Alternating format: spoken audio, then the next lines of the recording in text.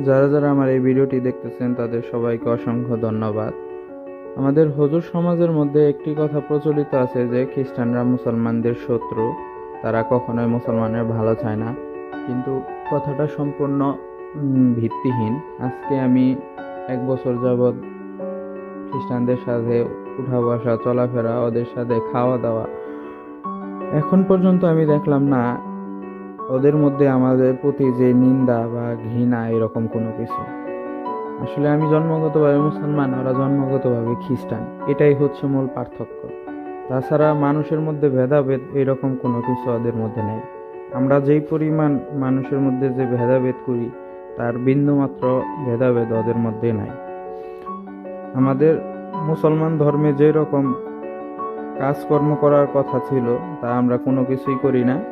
ওদের খ্রিস্টান ধর্ম ওরা অবলম্বী, কিন্তু ওরা মুসলমানের ধর্মের যে কথাবার্তা ওইগুলো মেনে চলে।